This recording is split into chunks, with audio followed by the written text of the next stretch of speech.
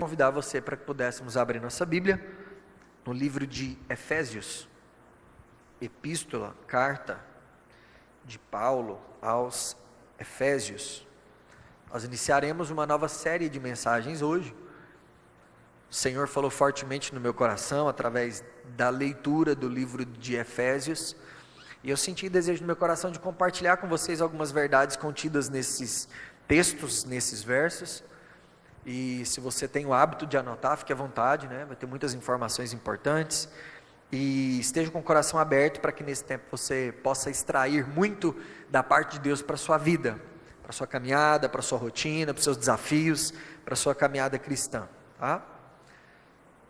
O tema de hoje é redefinindo e aplicando a identidade cristã. Redefinindo e aplicando a identidade cristã. Nós estamos falando de uma série de mensagens, então hoje é a parte 1, não sei nem se eu vou conseguir terminar a parte 1 hoje, senão a gente pega parte da parte 1 e vira parte 2, mas o importante é que a gente aprenda aquilo que a palavra nos ensina e aquilo que o Espírito Santo tem nos revelado nesse tempo, redefinindo e aplicando a identidade cristã. Você vai pegar a sua Bíblia, vai abrir no livro de Efésios, e vai ficar com ela aberta, porque a gente vai passear por todo o capítulo 1 de Efésios. E aí no capítulo 1 de Efésios a gente vai extrair alguns ensinos da parte do Senhor, tá? Então nós estamos falando sobre redefinir e aplicar a identidade cristã. E um dos desafios que a igreja que estava em Éfeso e nas regiões da Ásia Menor enfrentava naqueles dias, era exatamente um desafio relacionado à sua identidade cristã. E vamos pensar um pouco, pensa comigo. Se alguém te perguntasse hoje, quem você é, o que você responderia? Como e qual seria a sua resposta? Identidade tem a ver com saber dizer quem você é. Esses dias eu vi um Reels no Instagram, e o rapaz dispôs o seguinte, ele disse o seguinte: olha, fala para mim quem é você, sem falar o que você faz. E o rapaz tentou de todo jeito e não conseguiu falar quem ele era, sem falar do que ele fazia, porque geralmente quando a gente vai falar quem a gente é, a gente fala o que a gente faz, ou de onde a gente veio, a gente não está falando de quem a gente é. E às vezes é difícil a gente falar e a gente responder isso. Isso tem a ver com identidade. E se alguém te perguntasse hoje, quem é você? Como você responderia isso? Qual seria a sua resposta? Trazendo isso para o nosso contexto, e o contexto cristão, muitos cristãos vivem sua vida com uma identidade distorcida, ou até mesmo superficial. Por quê? Eu acredito que na maioria das vezes, não podendo generalizar, isso está atrelado a uma falta de conhecimento. Conhecimento de Deus, conhecimento da sua palavra, relacionamento com o Senhor através do seu Espírito. Então muitos cristãos, eles vivem uma vida com uma identidade distorcida, superficial. E essa identidade, na maioria das vezes, está baseada só na religião. Não que a religião seja errada, mas só a religião, sem o conhecimento de quem Deus é, ela pode ser muito prejudicial. Uma identidade distorcida, superficial, baseada em cargos, baseada em ministério, baseada em sentimentos, ou baseado no passado, e às vezes essas bases não são bases coerentes, eficientes, para que a pessoa tenha então uma identidade fortalecida, evidente, para não só estar com ela alinhada, mas também aplicá-la. A carta à igreja que estava em Éfeso foi escrita para redefinir quem eles eram em Cristo. Então Paulo, ele escreve uma carta, ele estava preso, muito provavelmente em Roma, e ele escreve uma carta e envia para os irmãos que estavam em Éfeso, muito provavelmente não só para os irmãos de Éfeso, precisamente dizendo, mas para os irmãos que estavam naquela redondeza, naquela região da Ásia Menor, e um dos objetivos era redefinir a identidade, para que eles pudessem aplicar na sua vida prática essa nova identidade agora em Cristo. Paulo escreve essa carta aproximadamente 62 anos depois de Cristo. Então nós estamos falando da igreja do primeiro século, nós estamos falando de uma igreja que está nos seus primeiros passos de caminhada, depois da morte e ressurreição de Cristo. Quando nós falamos um pouquinho sobre a igreja, a igreja de Gálatas, nós falamos que eles viviam um processo de dificuldade, por quê? Porque alguns falsos ensinadores estavam tentando fazer com que eles voltassem às práticas antigas judaizantes. Aqui o desafio é diferente, aqui o desafio é porque eles estavam submetidos a uma cultura secularizada, ao ponto de eles estarem um pouco perdidos na sua identidade, no seu posicionamento, na sua prática de vida e fé cristã. Então a gente percebe que a igreja do primeiro século e as primeiras igrejas, a igreja primitiva, ela viveu coisas muito parecidas com o que a igreja viveria no passar dos anos e passar dos séculos.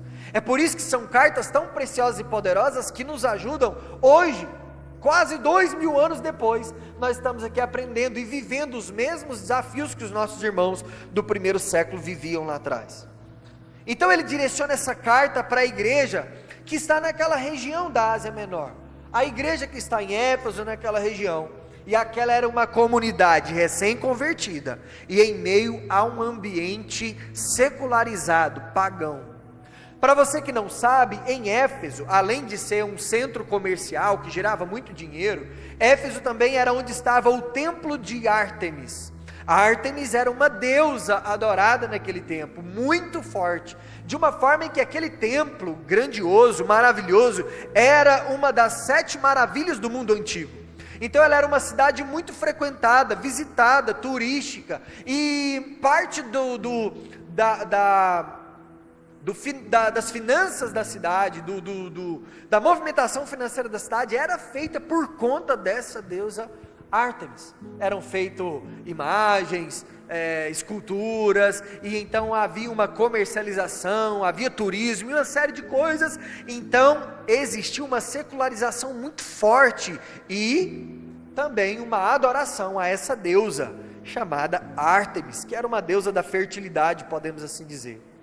E então eles tinham um desafio. Qual era o desafio desse povo? O desafio de manter a sua identidade cristã. E como viver essa identidade? E mais do que isso, eles tinham outro desafio, que era manter a sua unidade como cristãos. Porque agora nós temos pessoas que eram judeus que viraram cristãos, nós temos pessoas que eram gentios que viraram cristãos, nós temos pessoas que eram adoradores de Ártemis e viraram cristãos, e agora estão todo esse povo dentro de um mesmo ambiente chamado família de Deus, e agora eles precisam viver juntos, conviver com as suas diferenças, com as suas ideologias, com os seus defeitos, com as suas particularidades. E agora Paulo está escrevendo com o objetivo de desafiá-los a manter essa unidade, a crescer na fé e a viver de forma santa e de forma missionária. Aqui, entre aspas, é um resumo de toda a carta de Efésios. O propósito principal de Paulo, ao escrever essa carta, era reafirmar a identidade e a posição espiritual dos crentes em Cristo. Nós precisamos reafirmar nossa identidade em alguns momentos. Nós precisamos reafirmar nossa posição espiritual como crentes em Cristo. E além disso, orientá-los sobre como viver de forma prática essa nova vida em comunidade, e unidade e santidade. Então qual que é o grande desafio que nós carregamos? O grande desafio que nós carregamos é viver em meio a uma sociedade secularizada, viver em culturas completamente diferentes daquela que é a cultura do reino de Deus, é lidar com os desafios de estar no meio de uma geração que não caminha e não acredita na mesma direção que nós caminhamos e acreditamos. E de maneira muito resumida, guardarmos a nossa identidade intacta e o nosso posicionamento espiritual como cristãos. Como entender isso? Como trazer isso para a prática? E como eu disse, 2000 anos passaram, quase 2000 anos passaram, e ainda hoje talvez esse seja o nosso grande desafio.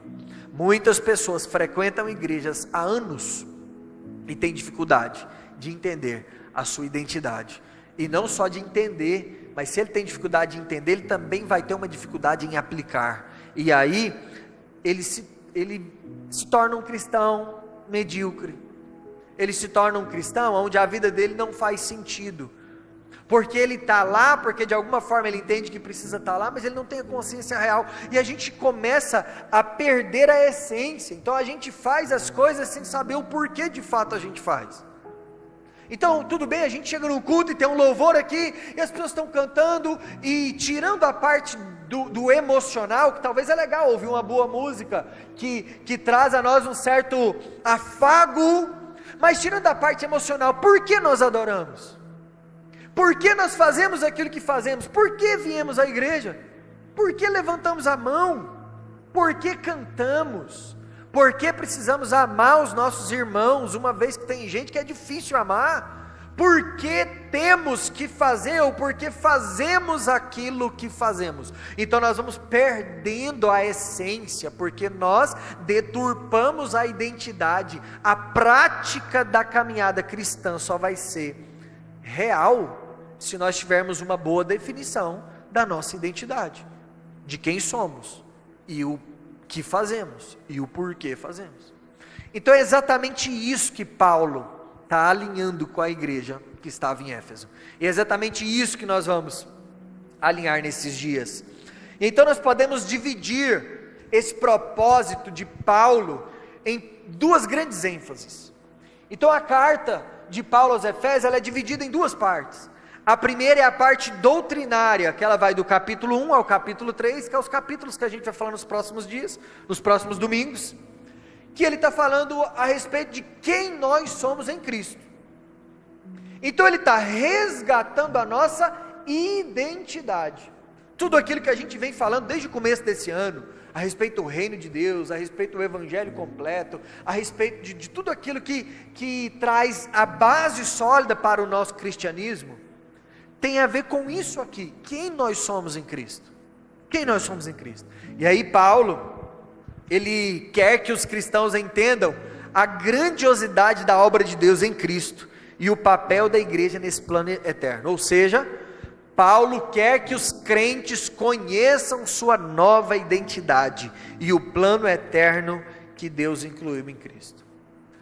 Aí é o seguinte, para algumas pessoas, como a igreja de Éfeso era uma igreja de novos cristãos, ele está ali trazendo consciência sobre a identidade deles.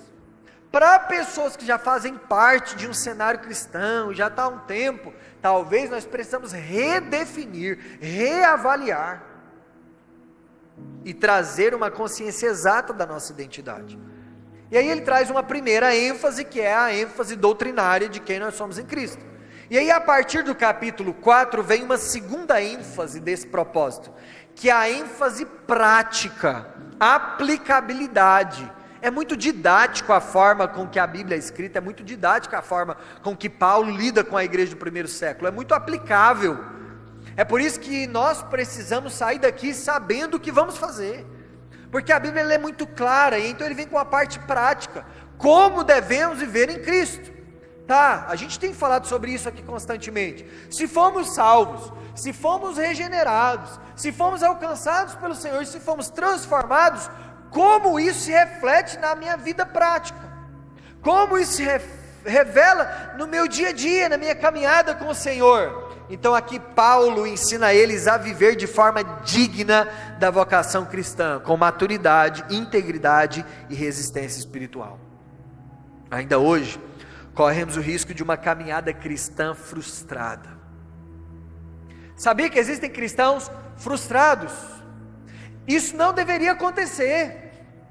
Se tem um tipo de gente que nunca deveria se frustrar, é quem crê em Jesus, mas você acredita que tem E eu não conheço o coração de todo mundo aqui, mas pode ter gente que está aqui hoje, que é cristão, e está frustrado. E o seu coração está frustrado? E a pergunta é, por que isso acontece? Porque ainda hoje nós corremos o risco de uma caminhada cristã frustrada, por não compreender e não saber aplicar a nossa nova identidade em Cristo. E é isso que Paulo está tratando, e a proposta para esse tempo, para esses dias e para os próximos cultos, e as próximas palavras que nós iremos pregar aqui, ou eu ou outra pessoa, nós falaremos sobre isso. Como resgatar, como redefinir e aplicar a nossa identidade cristã, usando princípios ensinados por Paulo à igreja de Éfeso. Vocês estão comigo? Diz amém? Vamos aprender isso? Não vamos aprender, só foi um amém, mas amém. Vamos aprender isso? Então nós vamos para a exposição dessa carta. Então vamos, o que Paulo falou? O que Paulo direcionou a eles? Paulo está preso em Roma, mas no tempo todo ele está dizendo, olha, eu sou um prisioneiro de Cristo, eu não sou prisioneiro de Roma. O que ele está querendo dizer? Existe um propósito pelo qual eu estou preso. Aí você percebe que Paulo, um cara extraordinário, fantástico, eu não estou falando só como um cristão, como gente, como pessoa, ele era um cara refinado. Se pegar o currículo de Paulo, você fala, esse cara é um cara bom, um cara que fez tudo para dar certo na vida. Agora esse cara está sozinho, abandonado, preso, um prisioneiro de Roma. Ele está dizendo, eu sou prisioneiro de Cristo. O que ele está querendo dizer? Eu tenho um propósito que me trouxe para esse lugar. Ele não está frustrado. Por que ele não está frustrado? Porque ele tem consciência da sua identidade. Então aqui a gente já começa a entender a caminhada cristã como ela é, e o porquê nós nos frustramos, e o porquê nós nos decepcionamos, e o porquê nós vivemos de cabeça baixada e entristecidos, porque nós perdemos, volta e meia a gente perde a nossa verdadeira identidade, e o que a gente quer nesses dias é resgatar essa identidade, e fortalecer a nossa fé no Senhor Jesus, e não só entender a nossa identidade, como aplicar todos os dias na nossa vida, para a glória de Deus, amém? Então versículos 1 e 2, vamos ler os versículos 1 e 2, os versículos 1 e 2, Paulo está saudando a igreja. Pastor Léo, mas não dava para pular essa parte? Não, a gente aprende em todos os textos, em todos os versículos, tá? Olha o que diz 1 e 2, Paulo, apóstolo de Cristo Jesus, pela vontade de Deus, aos santos que estão em Éfeso, e fiéis em Cristo Jesus, graça a vós outros e paz da parte de Deus, nosso Pai, e do Senhor Jesus Cristo. Paulo, ele então começa a carta saudando os irmãos, mas aqui ele já nos traz alguns ensinamentos importantes. Primeiro, ele está dizendo, Paulo, apóstolo de Cristo. O que ele está querendo dizer com isso? Ele está aqui de novo defendendo de maneira explícita sua identidade, seu chamado, seu relacionamento com o Senhor. Porque apóstolo eram os 12 que caminharam com Cristo. Judas, que traiu, saiu e entrou o outro no lugar. Depois vem Paulo e diz, sou apóstolo também. Aí você fala, não, mas você não andou com Jesus. Ele fala, eu andei com Jesus sim. E a prova de que Jesus apareceu para Paulo de maneira evidente, real, o Cristo ressurreto, estava lá com ele, e aí ele não era um apóstolo, apenas reconhecido pelos homens, mas ele era um apóstolo chamado pelo Senhor. Então ele começa falando para as pessoas a respeito do seu chamado, sua identidade, enviado com a autoridade direta de Cristo. Paulo reforça a sua chamada pela vontade soberana de Deus, e não por uma escolha própria. E ele fala, eu, Paulo, apóstolo de Cristo, aos santos e fiéis em Cristo. Isso aqui é outra coisa importante que a gente precisa aprender. Porque as cartas, as epístolas doutrinárias das primeiras igrejas, a igreja do primeiro século, que estabeleceram as bases doutrinárias da igreja mundial, tudo o que está sendo dito, está falando para quem é crente de verdade. Nós já falamos sobre isso aqui em outros momentos, pode ser que a gente volte a falar, mas tudo começa com a salvação, porque se eu estou lendo isso, e isso não é uma verdade na minha vida, eu vou ficar mais perturbado ainda. Então tudo começa pela salvação. Você foi salvo, você foi alcançado pelo Senhor, houve na sua vida uma transformação, você alcançou da parte de Deus uma nova vida, uma nova natureza, um novo nascimento, houve arrependimento, uma fé genuína, mudança de vida, mudança de conduta, de caráter. Se sim, maravilha, Paulo está falando para santos e fiéis. Então, dizer que a nossa identidade está confusa, não quer dizer que não somos salvos ou que perdemos salvação. Então quer dizer que ainda sendo salvos, ainda que fomos alcançados, redimidos, transformados, convictos em Jesus, ainda assim nós corremos o risco de ter a nossa fé deturpada. Então uma coisa é uma coisa, outra coisa é outra coisa. Agora, tem gente que nunca foi salvo, querendo viver o que o Paulo está ensinando para a igreja de Éfeso. Não vai funcionar. Então ele tem que dar um passo para trás e buscar, através do Evangelho, arrependimento e fé genuína, para que ele seja alcançado e salvo e transformado pelo Senhor. Isso aqui seria um próximo passo. Mas como nós estamos num culto de domingo, de uma igreja que se reúne para celebrar o Senhor, entendendo que nós fomos salvos, nós aprendemos isso aqui de uma maneira muito mais aplicável e muito mais prática. E se de repente acontece de alguém que está aqui não foi salvo e está tudo certo, ele vai entender que ele precisa ser alcançado pelo Senhor, e o Espírito Santo de Deus quem faz esse trabalho através da pregação do Evangelho. Então ele está dizendo para os santos e fiéis, para os crentes, para os redimidos, para os renascidos. Por quê? Porque todos os crentes são santos. Todo mundo que é crente é santo. Aí tu fala assim, mas Léo, ninguém é santo. Ninguém é santo em sua plenitude, ninguém é santo em sua totalidade, porque o pecado ainda faz parte da nossa natureza, mas nós já estamos em um processo chamado santificação, e em Cristo nós somos santos. O que é santo? É separado, separado para Deus. Não quer dizer que a gente não peca mais, mas quer dizer que não temos mais prazer pelo pecado. Não quer dizer que a gente não peca mais, mas quando a gente peca, a gente chora, a gente rasga o coração, a gente se arrepende, a gente quer estar perto de Jesus, a gente não tem mais compromisso com o erro, a gente tem compromisso com estar certo, bem, crescendo o Senhor. O nome disso é santificação, chamados à fidelidade. Então alguns detalhes vão evidenciar quem foi salvo. Uma coisa é eu cair e gostar de estar caído, outra coisa é eu cair e dizer, esse não é o meu lugar, eu não nasci para isso, o meu lugar é outro, eu preciso do Senhor, e então eu me arrependo, e então eu vou para os braços do Senhor, eu me rasgo, eu confesso, eu faço o que tem que fazer, eu só não perco de mira a presença do Eterno, que é a coisa mais importante que eu tenho na minha vida. E aí ele vai saudar os irmãos, graça e paz. Graça a vós outros e paz da parte de Deus. Em alguns momentos vai falar que a graça do nosso Senhor e Salvador Jesus Cristo. Então ele sempre vai falar a respeito de graça e de paz. É uma saudação típica, tanto para os gregos, quanto para os hebreus. Mas o que Paulo aqui está querendo fazer não é só uma saudação de cumprimento. Paulo está saudando os leitores com uma bênção espiritual. Isso até ajuda a gente a entender algumas coisas. Por que a igreja tem uma saudação diferente? Por que o povo crente fica Pai do Senhor, Pai de Deus, graça e paz, Pai de Cristo? Hoje em dia é só paz, né? Paz. Por quê? É uma mania, é porque a gente quer aparecer, fala bom dia, boa noite, boa tarde, está tudo bem?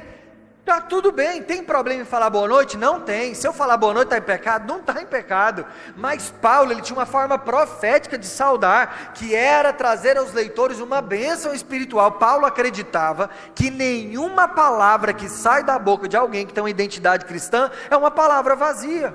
Então todas as vezes que ele ia falar com as pessoas, ele dizia graça e paz.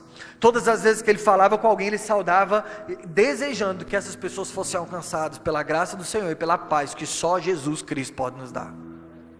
E ele tinha convicção de que a graça e a paz era o suficiente para que qualquer pessoa pudesse extrair uma vida maravilhosa no Senhor. E aí, qual que é certo? Graça e paz, paz do Senhor. Gente, está tudo bem. O problema não está no que eu falo, o problema está na intenção do meu coração quando eu falo. Se isso para você virou um jargão repetitivo e você fala da boca para fora, é melhor nem falar. Agora, se quando você fala de fato, você deseja ardentemente no seu coração que alguém seja alcançado com essa palavra, glórias ao nome de Jesus. Agora, o que é mais bíblico? Graça e paz. É o que Paulo fala. Paulo, em todas as cartas, e de fato o que foi extraído da Bíblia foi isso. E a paz do Senhor veio depois, né? Está errado? Não está. O que a gente deve falar? O que você quiser. A boca fala aquilo que o coração está cheio. Mas saiba que quando você fala isso, é uma forma de liberar sobre alguém uma bênção. É uma forma de ministrar sobre a vida de alguém. Que a graça e a paz do Senhor seja sobre essa pessoa. Versículo 3, vamos comigo de novo lá para a Bíblia, versículo 3, bênçãos espirituais.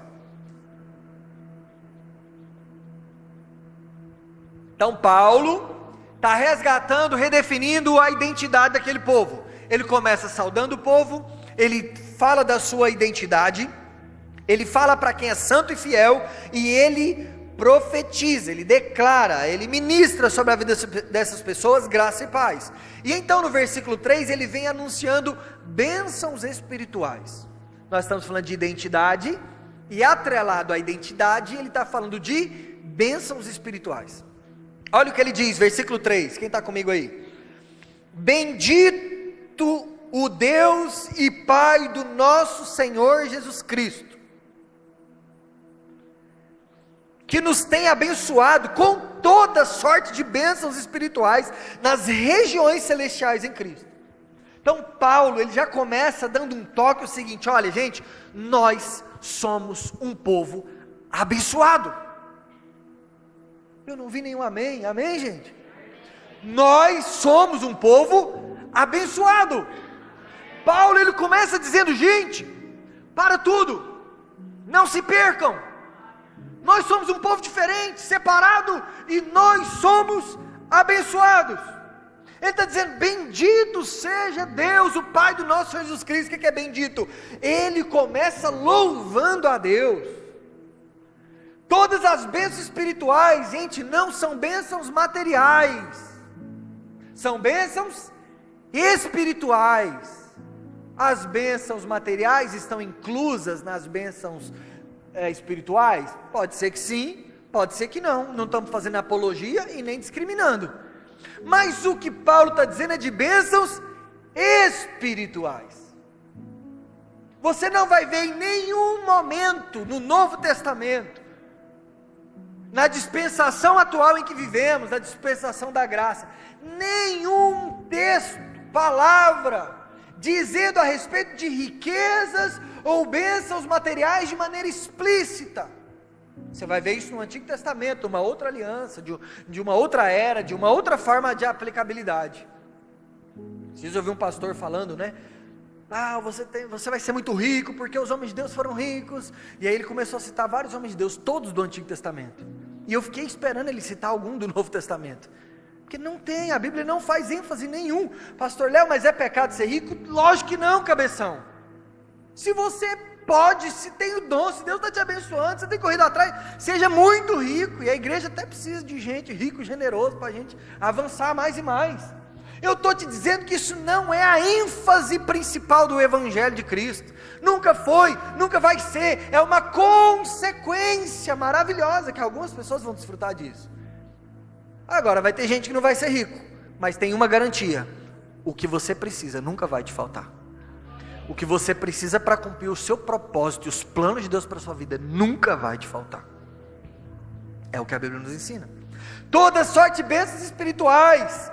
E aí ele fala de Cristo que está assentado nas regiões celestiais. E aí a gente volta lá nas ministrações um pouco mais antigas sobre o reino de Deus, o evangelho do reino, aonde Cristo está assentado hoje? No trono.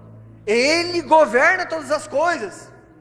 E lá em Efésios 2:6, que a gente vai chegar lá, diz que nós estamos assentados com Ele nas regiões celestiais. O que isso quer dizer? Que nós reinamos com Ele, e nós fazemos parte do reino de Deus. É um assunto para outra ministração. Se vocês lembrarem, a gente falou sobre isso lá atrás. Quem quiser ouvir de novo, eu acho que tem isso gravado. E ele termina falando em Cristo. O versículo 3 termina em Cristo. Por quê? Porque Paulo sempre vai trazer o foco da igreja para Jesus. Então a nossa identidade, para ser restabelecida, ele está trazendo alguns pontos e ensinos importantes. Primeiro, vocês são abençoados, mas não quer dizer que a bênção é uma bênção material, mas essa bênção é uma bênção espiritual, e é muito maior do que qualquer coisa que qualquer dinheiro poderia comprar. E essa bênção está em Cristo, que está sentado nas regiões celestiais, que reina e governa sobre todas as coisas, e vocês fazem parte desse reino. É desse tipo de bênção que Paulo está falando, é esse tipo de identidade que a igreja precisa carregar. E a gente vai entender o porquê agora nos versículos 4, 5 e 6. Volta para a Bíblia, versículos 4, 5 e 6.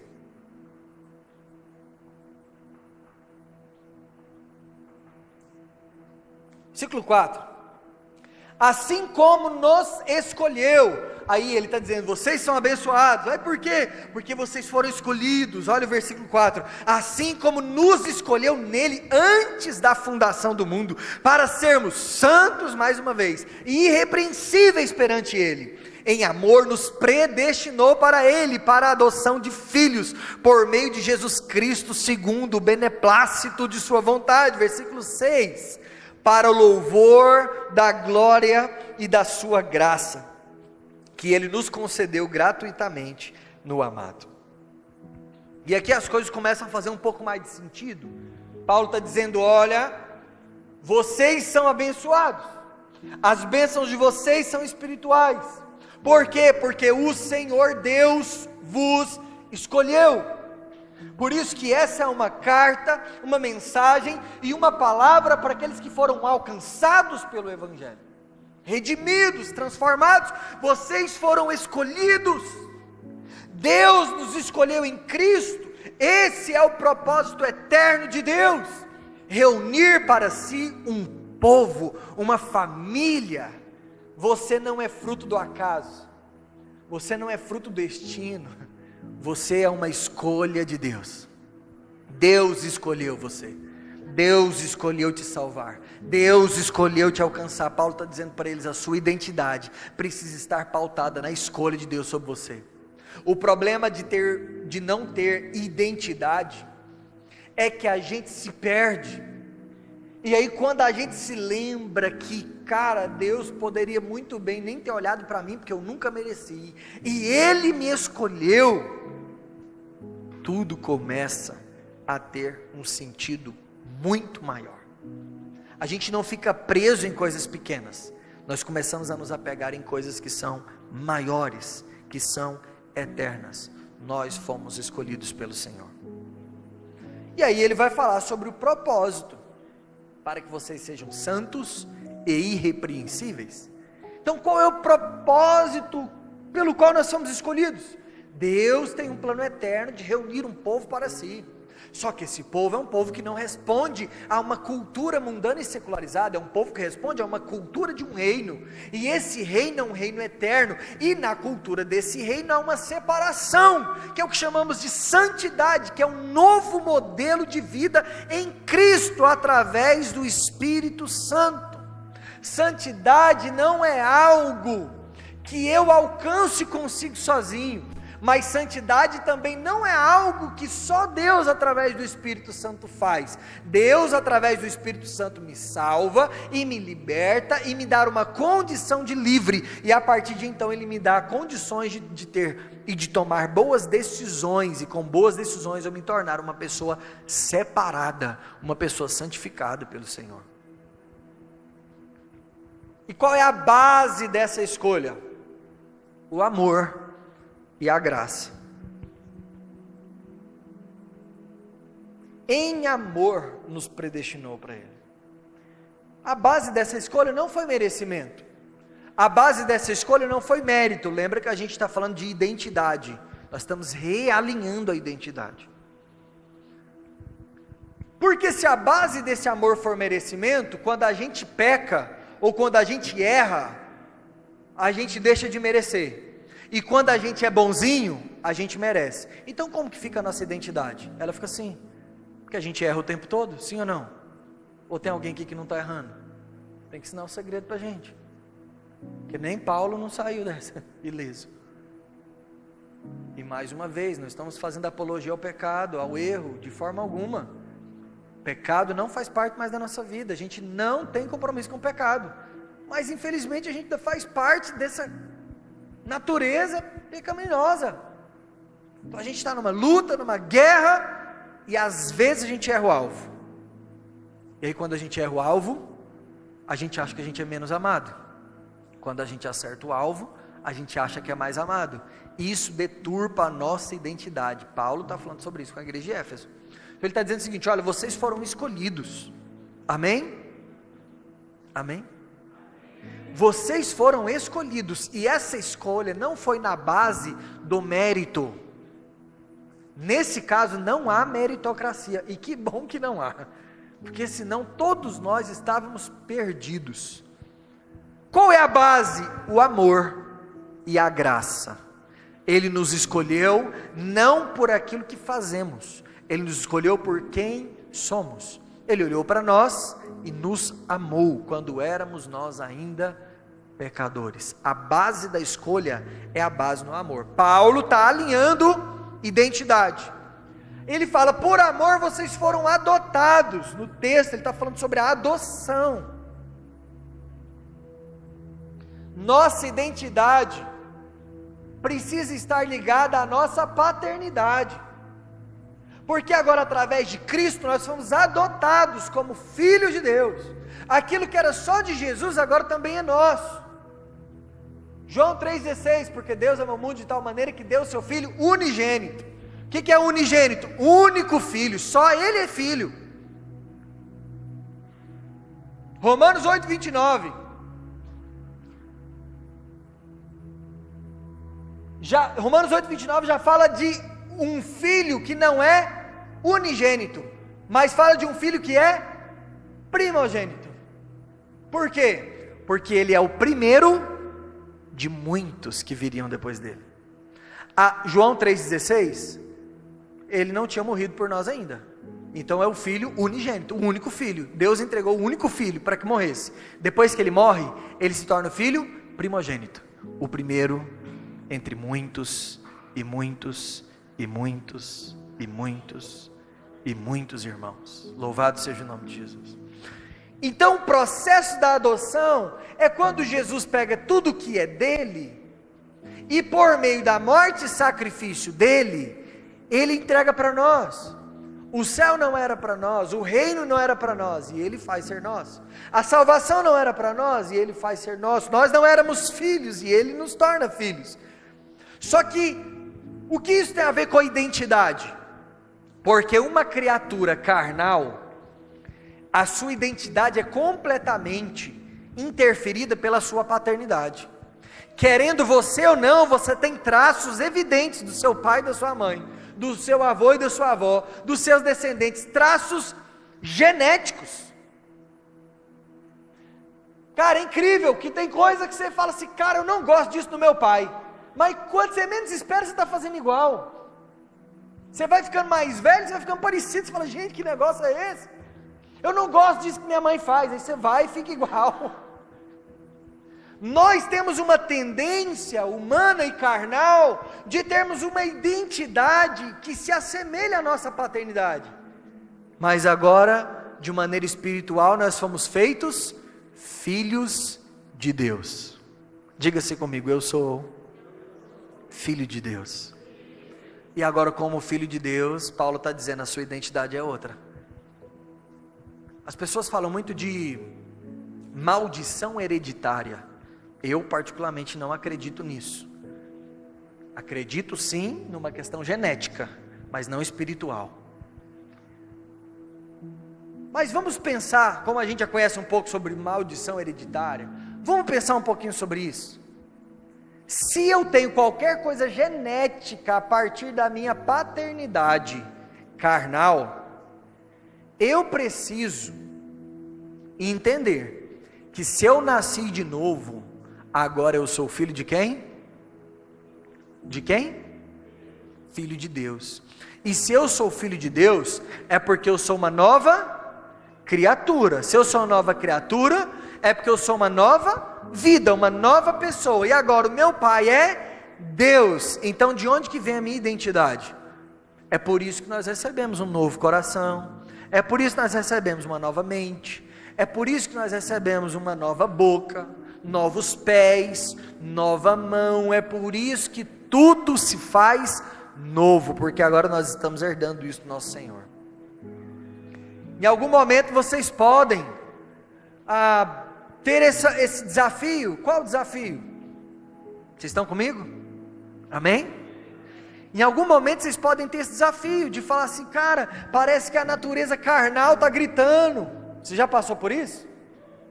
Nossa, parece que está aflorando aqui, meu Deus, eu preciso jejuar, eu preciso orar, porque a carne está gritando.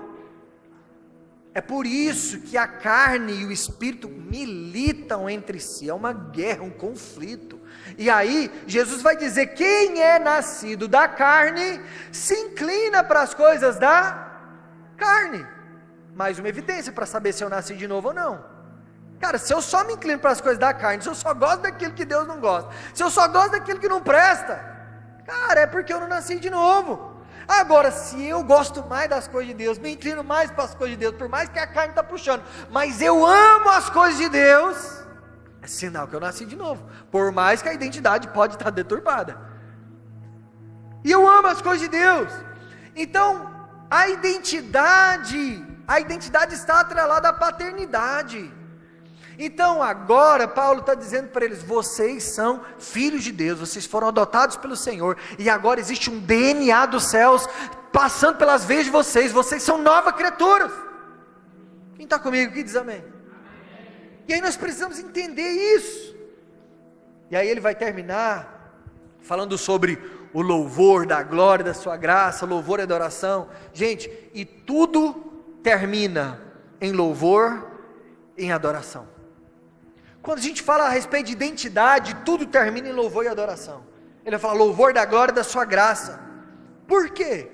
Porque o louvor, a glória, a performance cristã, o culto, o cantar, o dar glória a Deus, o comungar, a vida, a prática da vida cristã que glorifica a Deus, é nada mais, nada menos do que a consequência dessa nossa nova identidade.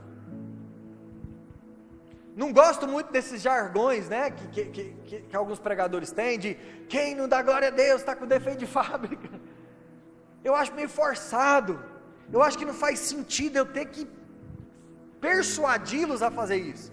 Mas quase que tem sentido, porque se eu não tenho desejo de expressar a minha gratidão ao Senhor, o desejo de louvá-lo, cara, alguma coisa está errada na minha identidade.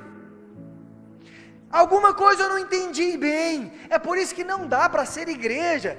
E eu tenho muita dificuldade com isso. E talvez seja por isso que a nossa igreja cresce um pouco mais devagar.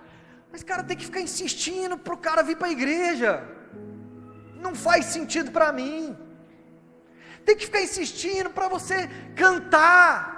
Não faz sentido eu te ensinar a palavra, e essa palavra restaurar a sua identidade, e essa identidade cristã fazer você se mover do lugar onde você está, e engrandecer o nome de Jesus, porque aí a gente começa a trazer sentido de o porquê a gente faz o que a gente faz, e a gente não dá glória a Deus nem porque alguém manda, a gente dá glória a Deus é porque de fato é isso que faz parte da minha identidade.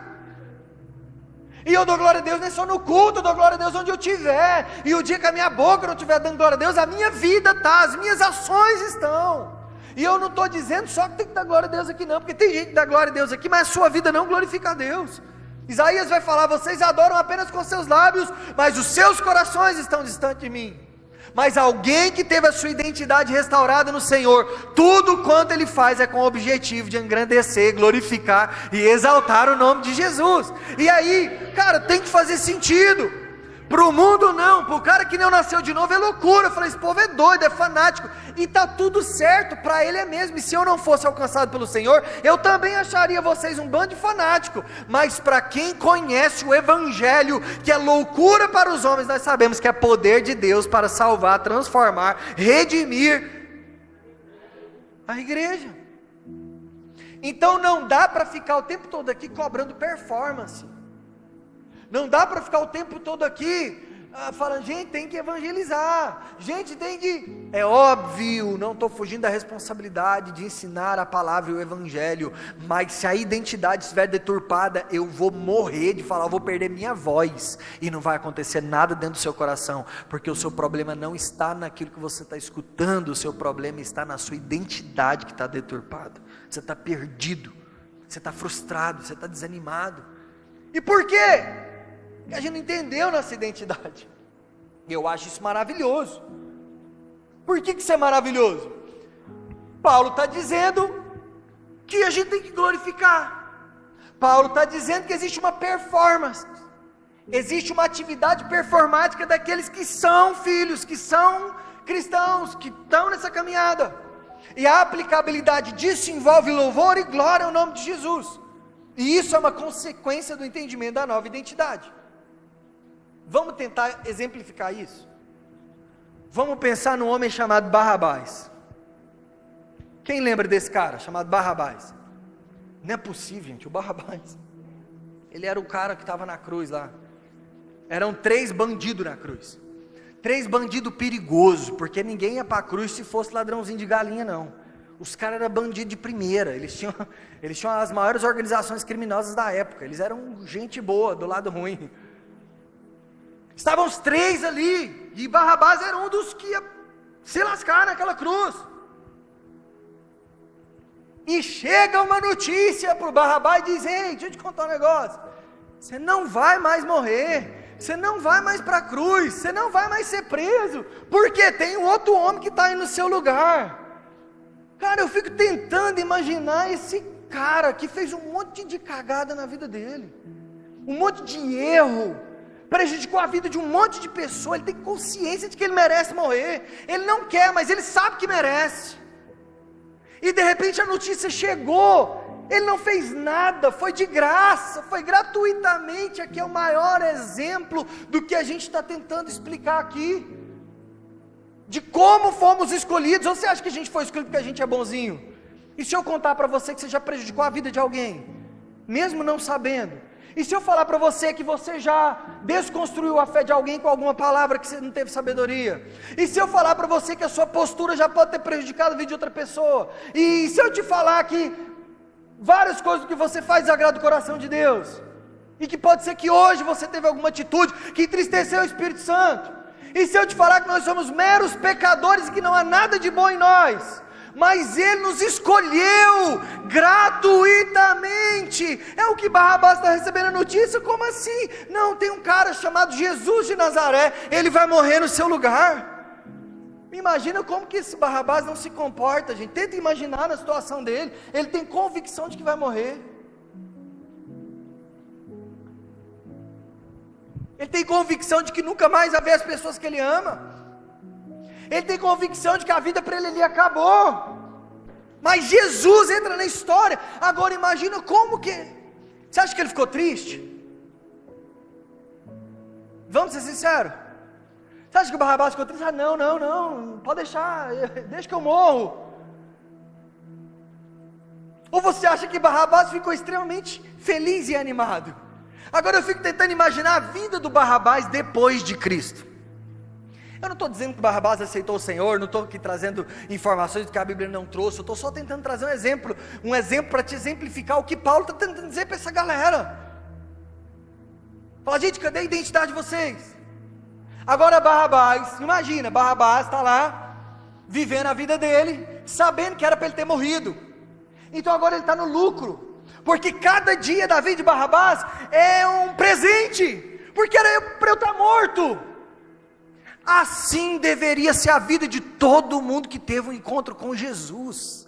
Todos os dias para nós tem que ser um presente, porque era para a gente estar morto nos nossos delitos, pecados. A nossa família já poderia ter sido destruída pelo inimigo, nós poderíamos ter sido destruídos, nós poderíamos ter destruído a vida de alguém, mas o Senhor nos libertou, nos salvou, nos escolheu. Agora eu fico tentando imaginar Barrabás vivendo a vida dele. Aí um dia ele chega na hora do almoço, e está ali com a sua família, reconstruindo sua vida, tentando fazer valer a pena. Afinal era para eu ter morrido, mas eu fui escolhido para ser livre. Aí chega na hora do almoço, falta carne, não tem carne. E aí eu fico imaginando Barrabás tentando reclamar, porque não tem carne. Ele pensa assim: quer saber? Não tem carne, mas tem vida. Eu poderia ter morrido. E aí então ele começa a agradecer e falar: obrigado porque eu tenho vida. Você está percebendo que a identidade tem a ver com isso? E por isso que cristão não é frustrado? Porque pode ser que alguém aqui não comeu carne hoje, e na hora do almoço, chegou na hora do almoço e falou assim: cara, não tem carne, velho. Eu estou frustrado porque Deus não me deu carne. Só que se ele assume a identidade dele de filho escolhido, ele vai falar: era para eu estar morto. Se tem arroz com feijão, glórias ao nome de Jesus. Aí qual é o nosso problema hoje? Nós vivemos um evangelho mentiroso, defraudado, que te promete tudo do bom e do melhor, e que se não for assim não é Deus. Aí o que acontece? Um monte de gente frustrada, porque não é todo dia que vai ter carne, não é todo dia que vai ter dinheiro, não é todo dia que vai ter promoção no serviço, não é todo dia que vai ser abençoado. Vai ter dia que o seu pneu vai furar, infeliz. Você está vivendo essa terra, tem prego na rua. E se o pneu furar, não é porque Jesus te abandonou, é porque o pneu fura mesmo, mas você está vivo, você foi escolhido, glórias ao nome de Jesus. Aí eu chego num culto como esse, e eu fico sentado com a cara fechada, esperando alguma coisa agradar o meu coração cheio de ego inflado, para eu dar glória a Deus. Você está perdido, cadê sua identidade? Eu fui escolhido, eu fui salvo, eu estou vivo, eu tenho vida de Deus em mim, e nada do que aconteça vai tirar a alegria da salvação do meu coração. Davi entendeu isso. Davi foi um cara que teve uma revelação fantástica do reino vindouro. Ele sabia, ele era descendência. Quando o profeta diz para ele que o trono dele seria eterno, ele sabia de que trono estava falando. Davi foi um cara que teve muitas revelações. Se você for para o Salmo e falar: bem, quem contou o Novo Testamento para o Davi, que nem viveu naquela época? Davi teve uma revelação muito forte. E Davi, ele tem uma postura maravilhosa diante do Senhor. E aí um dia, Davi erra, Davi peca, Davi cai, e Davi erra miseravelmente. Quando você vai avaliar o erro de Davi, você fala: mano, esse cara errou em todas as instâncias que ele podia errar. Não foi um errinho, ele errou feio. Porque primeiro, era para ele ir para a guerra, ele não foi para a guerra. Começou com a preguiça de fugir, de fazer o que tinha que fazer. Segundo, ficou olhando o que não era para olhar. Terceiro, depois de olhar, desejou, mandou trazer. Pegou o que não era para pegar. Fez o que não era para fazer. Um monte de erro, beleza, não, está tudo certo, volta para sua casa. A mulher está grávida, eita, lascou. Não se arrependeu, falou: não, então vamos fazer o seguinte, traz o marido dela, nós vamos dar um vinho para o marido dela, ele bebe um vinho, dorme em casa, e vai achar que o filho é dele. Olha a estratégia do infeliz, a carne gritando. Aí vem, só que Urias, cara, era um cara que estava tão coerente, que mesmo embriagado, ele estava mais são do que Davi sobre o domínio do pecado. Olha que interessante isso. Ele não vai deitar com a mulher. Ele fala: como que eu vou deitar com aquela mulher enquanto está todo mundo na guerra? Davi estava deitando com a mulher do outro enquanto os outros estavam na guerra, só para você ter uma ideia. Então Davi errou miseravelmente. Ele falou: então beleza, então volta para a guerra. Manda o recado, manda o WhatsApp para o general e fala: ó, coloca Urias na frente da batalha. Eu quero que ele fique lá na frente, o primeiro. Como se ele estivesse falando: eu quero que Urias morre. Jogue lá no meio da bagunça e deixa ele morrer. Mata Urias para mim. Infelizmente o infeliz do cara fez o que o Davi pediu. Urias morreu. Uma série de coisas você sabe dessa história. Davi é confrontado por Natan. Natan chega em Davi e fala: Davi, deixa eu contar uma história. Tinha um cara que tinha só uma ovelhinha, pobre, só tinha uma. E tinha um outro que tinha muitas ovelhas, muito rico. E então chegou um viajante, ele foi matar uma ovelha para poder oferecer. Ele foi na do que tinha só uma, matou. E Davi fala: não acredito, esse homem precisa morrer. E Natan falou: precisa mesmo, esse homem é você. E Davi cai em prantos, em lágrimas, porque tem hora que para a gente arrepender, a gente precisa ser confrontado. Você que gosta que passou a mão na sua cabeça, nem todo mundo que passa a mão na sua cabeça quer o seu bem. Talvez quem mais te ama é alguém que está te confrontando, está te falando a verdade, você precisa ouvir. Ele chora e ele ora, e então ele vem e escreve o Salmo 51, e no Salmo 51 ele fala assim: não retires de mim o teu espírito, não retires de mim a alegria da salvação. Ele está falando, tira de mim tudo, e olha que ele tinha muito a perder, muito, não é igual nós não, que se eu orar a Deus falar, tira de mim tudo, eu tenho uma mulher e 4 meninos, é tudo que eu tenho na minha vida hoje. Para Davi, tudo dele era muita coisa, gente. O cara era rei da maior monarquia judaica, o cara foi o maior rei da monarquia judaica, tinha tudo, tudo que você pensar, dinheiro, riqueza, poder, influência, tudo que todo mundo quer ele tinha. Ele disse para Deus, e com o coração verdadeiro, tira de mim tudo que eu tenho, pode levar tudo, mas não retira de mim o teu espírito, e não arranca de mim a alegria da salvação. Isso é identidade. Ele caiu na real e falou: agora eu me lembrei de quem eu sou, a minha identidade estava deturpada, eu estava meio perdido, mas eu sei quem eu sou, e eu sei que a única coisa que presta que eu tenho é porque o Senhor me escolheu, é a alegria da minha salvação, é o poder que habita em mim através do Espírito Santo, e nada mais importa. Eu não sei se você está entendendo, mas aquele povo estava meio perdido, e aí tinha uma deusa não sei das quantas, aí tinha não sei o que, e era uma situação difícil, e eles estavam assim meio que frustrados, e Paulo vem muito assertivo, lembrando eles quem de fato eles são. Nós somos o povo de Deus, nós somos o povo da cruz, gente. A bandeira que nós defendemos não é a bandeira da prosperidade, gente. A prosperidade é uma consequência da vida daqueles que caminham com o Senhor Jesus, e prosperidade é ser assistido pelo Senhor em todas as áreas da nossa vida, não é sobre dinheiro.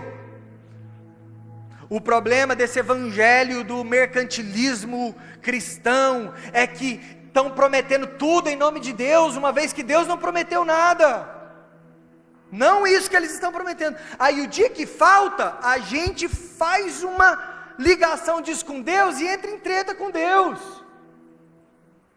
Mas a palavra de Deus para nós hoje é: nós fomos escolhidos, e isso basta. Isso precisa bastar para mim, isso precisa bastar para você. Jó perdeu tudo que tinha, mas ele não perdeu a sua identidade. Nu eu saí do ventre da minha mãe, nu eu voltarei para lá. Bendito seja o nome de Jesus. Eu sei que o meu Redentor vive, e por certo ele se levantará em meu favor. É Paulo preso, doente, esquecido, abandonado pelos amigos, perseguido, dentro de uma masmorra, dizendo: eu posso todas as coisas naquele que me fortalece. Eu posso enfrentar qualquer situação. Por que, Paulo? Porque eu sei quem eu sou, e a vida para mim é importante. Mas e se eu morrer? Se eu morrer é lucro, porque eu estou voltando para casa. Não dá para a gente viver nessa terra e ser cristão sem identidade, se a gente misturar demais as coisas, sabe? Isso vai definir a nossa vida. A nossa identidade define a nossa vida. A nossa fome define a nossa identidade. A nossa busca, a nossa ânsia define a nossa identidade. É por isso que em Mateus 6, Jesus falou: olha, buscai em primeiro lugar o reino de Deus, e as suas justiças, e as outras coisas. Gente, o Deus que criou o céu, criou a terra, criou o universo, colocou o limite no mar, definiu os lugares estratégicos aonde cada detalhe do universo deveria estar.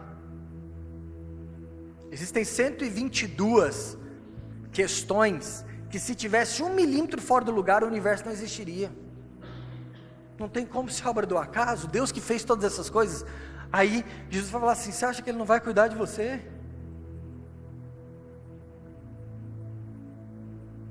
Homens de pouca fé. Ah, porque parece que para mim está tudo difícil.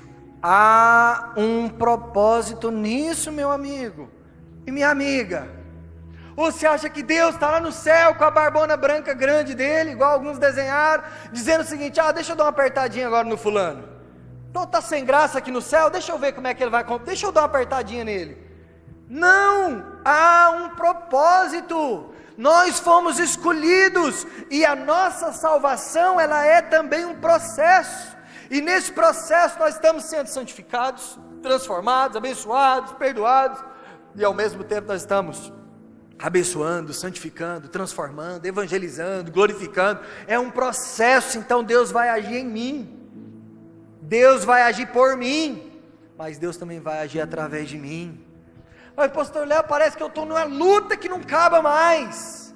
Talvez seja porque não é Deus que está, não, é a sua identidade que está deturpada. Na hora que você entender sua identidade, você vai entender que tudo tem um propósito. Entendeu que tem um propósito, você vai passar para a próxima fase, passar para a próxima fase feliz, glorificando o nome de Jesus. O que Paulo está dizendo para eles é: tudo culmina em louvor e glória ao nome de Jesus. Fica de pé comigo, por gentileza.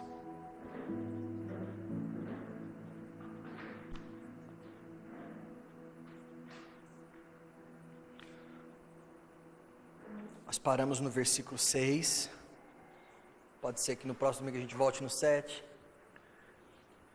Mas o que a gente está falando hoje, nós estamos falando a respeito de identidade.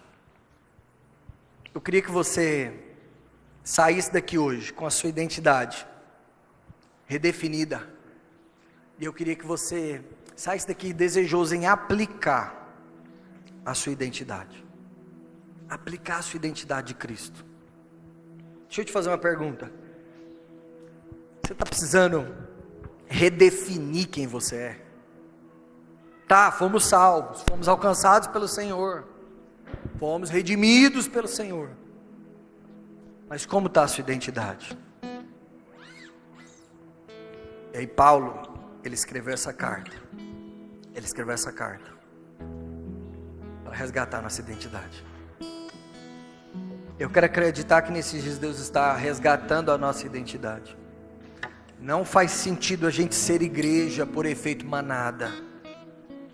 Vou para a igreja porque está todo mundo indo. Eu vou fazer isso porque eu acho que é certo. Cristo tem que ser o motivo do seu viver. A gratidão. Tudo começa pela gratidão daquilo que Jesus já fez. Tudo começa pela gratidão dele ter nos escolhido antes de todas as coisas. Mas não para aí, que a nossa vida com o Senhor não é só sobre a gratidão pelo que Ele já fez. Tem a ver com um relacionamento que determinará o que Ele continuará fazendo e o que Ele fará. Lembre-se que é um processo. Eu fui salvo, mas ainda não. Porque o processo da salvação é um processo. Por isso que a Bíblia vai dizer: aquele que começou a boa obra, ele há de terminar. Quando que ele há de terminar? O que esse contexto está querendo dizer?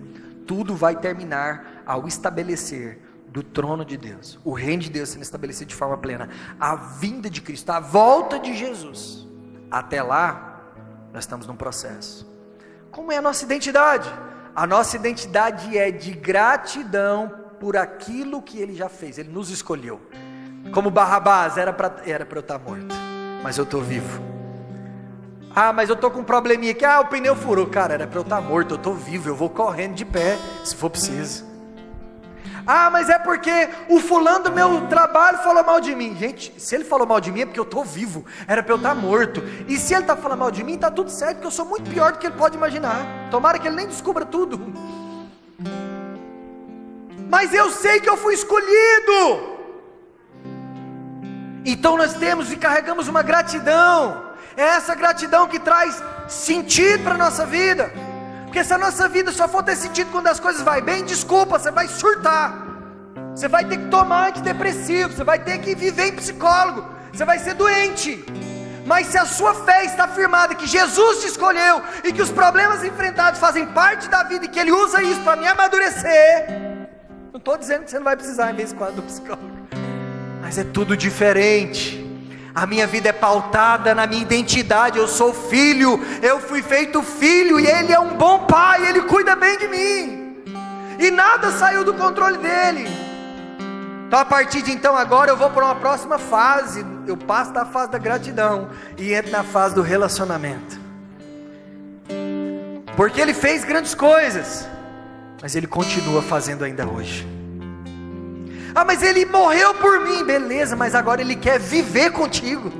Ele não quer só que você viva, Ele quer que você viva uma vida diferente. Então a cada dia um novo passo, um novo caminhar, um novo avançar, um amadurecimento, é o processo.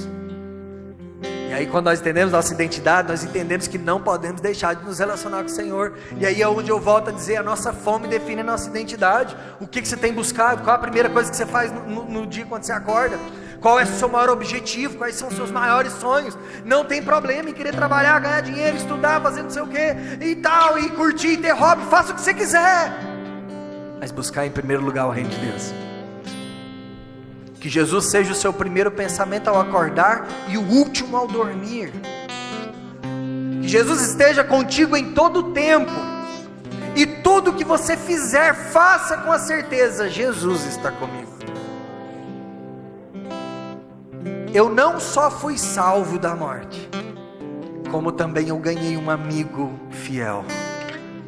Ele enviou sobre mim o Espírito Santo de Deus. Eu tenho Deus habitando dentro de mim. Isso faz parte da minha caminhada, da minha identidade. E isso nos leva à perspectiva futura. A gente vai aprender isso aqui ainda no Efésios, que o Espírito Santo é o penhor da nossa salvação. O Espírito Santo é Deus falando: eu derramei sobre vós o Espírito, estou cumprindo a minha promessa, para que vocês tenham certeza, Jesus vai voltar. Então Ele está dizendo: olhem para frente também. Isso traz sentido para a nossa existência. É o que Paulo está querendo ensinar para a igreja de Efésios. Traga sentido para a sua existência. Viver e existir são coisas diferentes. Todo mundo existe, mas pouca gente vive. E a gente só começa a viver a partir do momento em que a nossa identidade é restaurada no Senhor. Nós estamos vivos e fomos salvos, fomos escolhidos, não por mérito, mas porque Ele nos amou. E não depende do que eu tenho, que eu deixo de ter, com as minhas condições e com as circunstâncias. Ele me amou e Ele me salvou. E isso é o que importa. Ele enviou sobre mim o Espírito Santo, então eu vou me relacionar com Ele. E o Espírito Santo aponta para a volta de Cristo, que muito em breve voltará e colocará todas as coisas no lugar, e definitivamente nós viveremos um reino junto com Ele, assentado com Ele nos lugares celestiais.